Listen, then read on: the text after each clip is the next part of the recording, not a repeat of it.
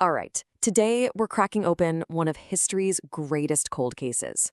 We're talking about a sudden, violent, and almost total collapse of civilization, a mystery from the very end of the Bronze Age. And that's not an exaggeration. We are literally looking at a crime scene on a massive, massive scale. All across the ancient Near East, you have these mighty cities just turned to ash. Trade routes? Gone. And get this, in a lot of places, writing itself was lost for centuries. Just think about the great powers of the day. You've got the huge Hittite Empire in Anatolia, the famous Mycenaean kingdoms in Greece. They weren't just defeated. No, they were utterly wiped off the map. I mean, so completely that some of them weren't rediscovered for thousands of years. It's wild. So that's the big question, right? For more than a century, the blame has been pinned on this mysterious group of invaders, a kind of shadowy confederation that just crashed onto the shores of history and left nothing but destruction behind them. Okay, so we've got torched palaces, vanished empires, a full-blown dark age. And right in the middle of all this chaos, our main sources, which, by the way, mostly come from Egypt, the one major kingdom that survived, they all point the finger at a very specific set of culprits. All right, let's really dive in. This incredible carving you're looking at, it's from the temple of Pharaoh Ramesses III. And it gives us our first real look at the prime suspects. What you see here is a massive sea battle, with Egyptian forces fighting off this huge invasion. But the real question is, who are these invaders? Look at those distinctive feathered headdresses and horned helmets. Who are these guys? Well, the ancient Egyptians actually had a bunch of different names for them. But today, we know them by this one really memorable name, the Sea Peoples. The Egyptian inscriptions call them a kind of conspiracy of foreign lands, people who came from the Isles and the sea, and who just swept away everything in their path. But here's the really interesting part. That name, Sea Peoples, it's actually a modern invention. It was made up in the 1800s by scholars who were trying to piece all these Egyptian accounts together. So these people, they never ever called themselves the Sea Peoples. What we're really doing here is investigating a historical theory. Okay. So if we're going to solve this thing, we have to go back to the original evidence. Our case file, if you will, comes straight from the walls of Egyptian temples and official documents. This is where the pharaohs themselves recorded their fights against these mysterious enemies. And you have to understand, this whole thing did happen all at once. It really builds up over a century.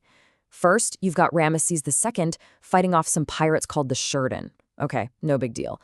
But then, decades later, a different pharaoh, Merneptah, he has to face a much bigger group, a whole coalition, and then you get the main event.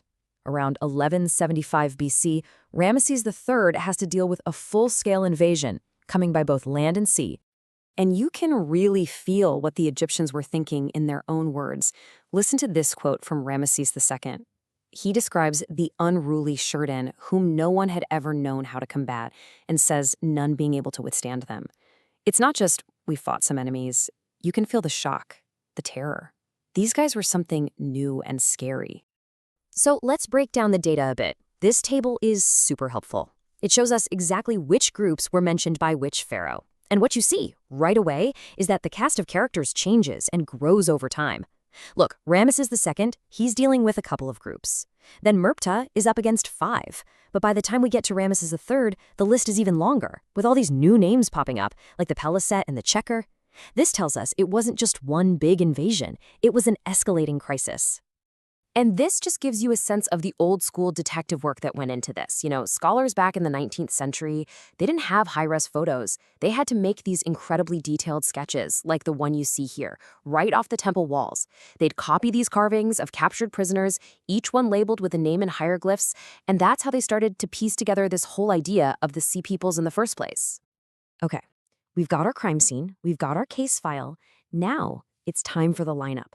Can we actually put a face and maybe a homeland to these mysterious names from the Egyptian walls? This is where things get really interesting and pretty speculative. Let's start with the most famous one, the Peleset. You can spot them by those awesome feathered headdresses. And pretty much every scholar agrees these guys are the Philistines you read about in the Bible. And what's cool is, the archaeology seems to back it up. When a group of people who we think are the Philistines settle on the coast of Canaan, they bring with them this totally unique style of pottery, and it has clear connections back to the Greek world. Okay, next in the lineup, the Sherden. These are the guys with the horned helmets and round shields. And this is just incredible. archaeologists have found little bronze statues with almost the exact same gear all the way over on the island of Sardinia. Now, is it a definite link? No, but it's pretty suggestive, right? The other identifications get a bit more tricky. The Shekelash, maybe they're connected to Sicily. The Ekwash and the Denyen, well, some think those might be names for the Achaeans and Dananians. Yep, the Greeks from the Trojan War stories. Then you have the Jeker, who we know settled down in a city called Dor on the coast. The Luca were pirates from Anatolia. The Hittites complained about them all the time. And the Weshesh, honestly, we have no clue. They're a total mystery. And all of this brings us to the biggest question of all. We've got our lineup of suspects, this mix of raiders, pirates, maybe even migrants. But here's the multi-billion-dollar question. Did they cause the whole world to collapse? Or were they just a symptom of a world that was already falling apart? This really gets to the heart of how our thinking has changed. For about 100 years, the old theory was really simple. The Sea Peoples did it. They were this unstoppable horde that just wrecked civilization. But the modern theory, it's a lot more complex. It suggests that maybe the world was already collapsing because of things like climate change, drought, earthquakes, political chaos, the whole shebang.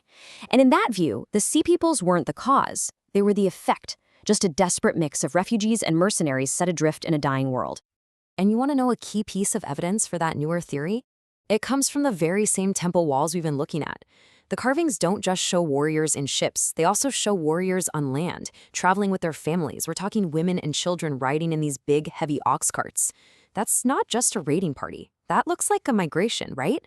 It looks like entire groups of people who've been forced from their homes and are now desperately searching for a new place to live.